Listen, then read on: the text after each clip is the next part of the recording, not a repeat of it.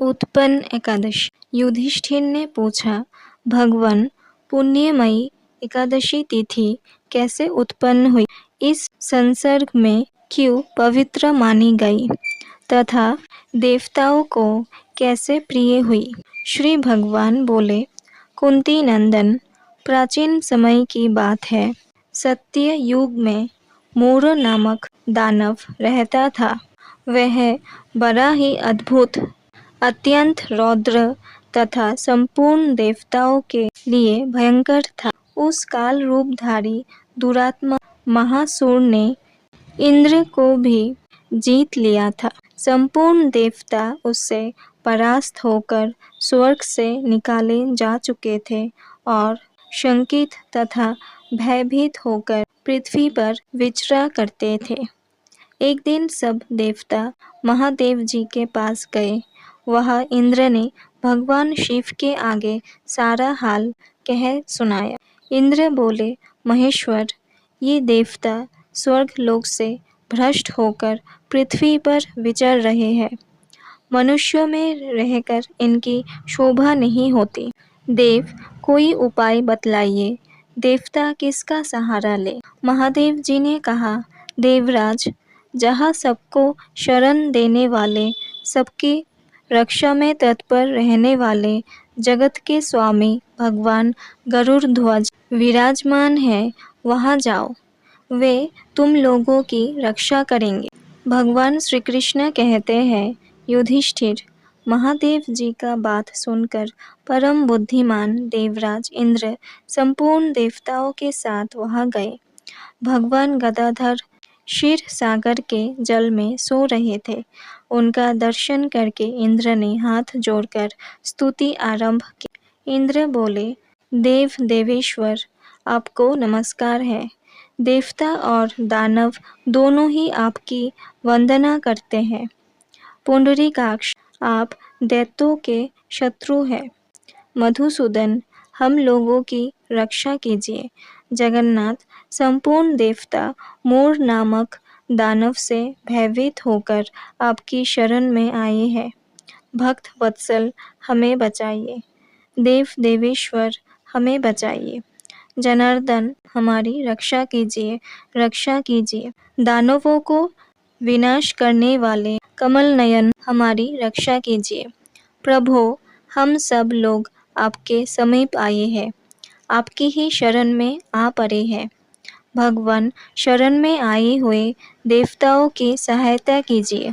देव, आप ही पति, आप ही मति, आप ही कर्ता और आप ही कारण हैं। आप ही सब लोगों की माता और आप ही इस जगत के पिता हैं। भगवान देव देवेश्वर, शरणागत वत्सल, देवता भयभीत होकर आपकी शरण में आए हैं। प्रभो, अत्यंत उग्र स्वभाव वाले महाबली मोर नामक दैत्यों ने संपूर्ण देवताओं को जीतकर इन्हें स्वर्ग से निकाल दिया है। इंद्र की बात सुनकर भगवान विष्णु बोले, देवराज, वह दानव कैसा है? उसका रूप और बल कैसा है तथा उस दुष्ट के रहने का स्थान कहाँ है? इंद्र बोले, देवेश्वर, पूर्व काल में ब्रह्मा जी के वश में तालज्वंख नामक एक महान असुर उत्पन्न हुआ था, जो अत्यंत भयंकर था। उसका पुत्र मोर दानव के नाम से विख्यात हुआ।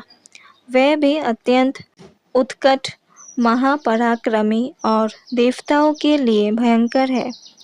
चंद्रवती नाम से प्रसिद्ध एक नगरी है, उसी में स्थान बनाकर वह निवास करता है। उस दैत्य ने समस्त देवताओं को परास्त करके स्वर्ग लोक से बाहर कर दिया है। उसने एक दूसरे ही इंद्र की स्वर्ग के सिंहासन पर बैठाया है। अग्नि, चंद्रमा, सूर्य, वायु तथा वरुण भी उसने दूसरे ही बनाए हैं। जनार्दन, मैं सच्ची बात बता रहा हूँ, उसने सब कोई दूसरे ही कर लिए हैं। देवताओं को तो उसने प्रत्येक स्थान से वंचित कर दिया है। इंद्र का कथन सुनकर भगवान जनार्दन को बड़ा क्रोध हुआ। वे देवताओं को साथ लेकर चंद्रवतीपुरी में गए। देवताओं ने देखा दैत्यराज बारंबार गर्जना कर रहा है। उससे परास्त होकर संपूर्ण देवता दसों दिशाओं में भाग गए। अब वह दानव भगवान विष्णु को देखकर बोला, खड़ा रहे, खड़ा रहे। उसकी लालकर सुनकर भगवान के नेत्र क्रोध से लाल हो गए। वे बोले, अरे दुराचारी दानव, मेरी इन भुजाओं को देख। यह कहकर श्री विष्णु ने अपने दिव्य बाणों से सामने आए हुए दुष्ट दानवों को मारना आरंभ किया। दानव भय से विह्वल हो उठे। पांडव नंदन तत्पश्चात श्री विष्णु ने दैत्य सेना पर चक्र का प्रहार किया।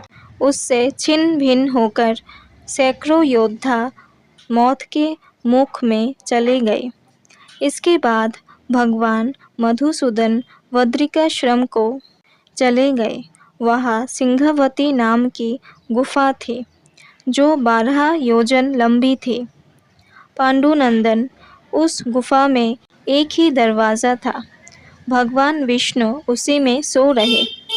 दानव मोर भगवान को मार डालने के उद्योग में लगा था। वह उनके पीछे लगा रहा। वहां पहुंचकर उसने भी उसी गुफा में प्रवेश किया। वहां भगवान को सोते देख उसे बड़ा हर्ष हुआ। उसने सोचा, यह दानवों को भय देने वाला देवता है, अतः निस्संदेह इसे मार डालूंगा। युधिष्ठिर दानव के इस प्रकार विचार करते ही भगवान विष्णु के शरीर से एक कन्या प्रकट हुई जो बड़ी ही रूपवती, सौभाग्यशालिनी तथा दिव्य अस्त्र शस्त्र से युक्त थी। वह भगवान के तेज के अंश से उत्पन्न हुई थी।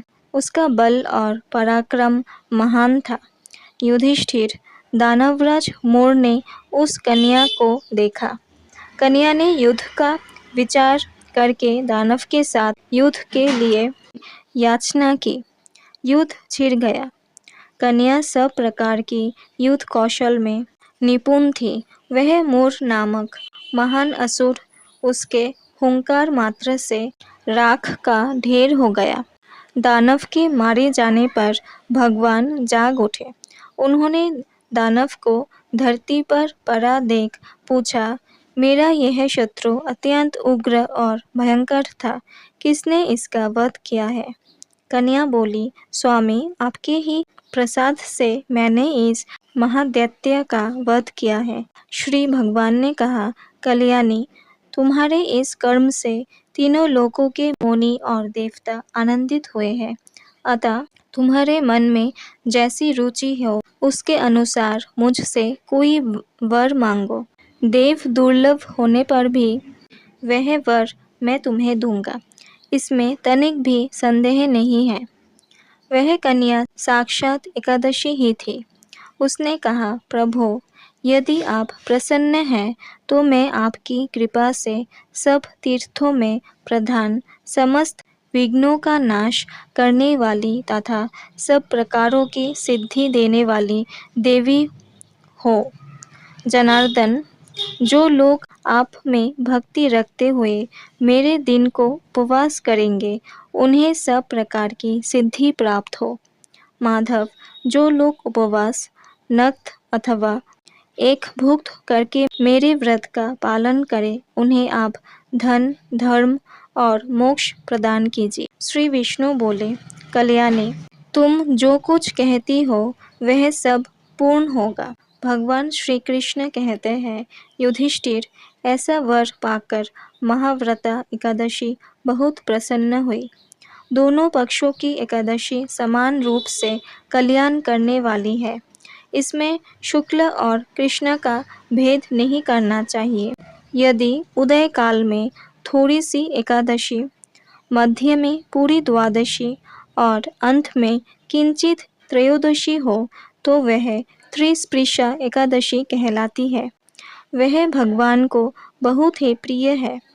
यदि एक त्रिस्पृशा एकादशी को उपवास कर लिया जाए तो एक सहस्त्र एकादशी व्रतों का फल प्राप्त होता है तथा इसी प्रकार द्वादशी में पारण करने पर सहस्त्र गुना फल माना गया है।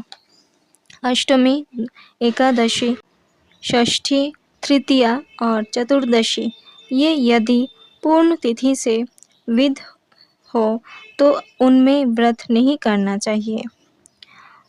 परवर्तिनी तिथि से युक्त होने पर ही इनमें उपवास का विधान है। पहले दिन दिन में और रात में भी एकादशी हो तथा दूसरे दिन केवल प्रातःकाल एक दंड एकादशी रहे तो पहली तिथि का परित्याग करके दूसरे दिन की द्वादशी युक्त एकादशी को ही उपवास करना चाहिए। ये विधि मैंने दोनों पक्षों की एकादशी के लिए बताई है। जो मनुष्य एकादशी को उपवास करता है वह वैकुंठ धाम में, जहाँ साक्षात भगवान गरुड़ ध्वज विराजमान है, जाता है।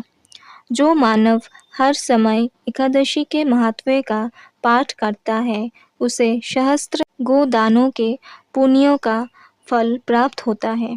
जो दिन या रात में भक्ति पूर्वक इस महत्व का श्रवण करते हैं वह निस्संदेह ब्रह्म हत्या आदि पापों से मुक्त हो जाते हैं। एकादशी के समान पाप नाशक व्रत दूसरा कोई नहीं है।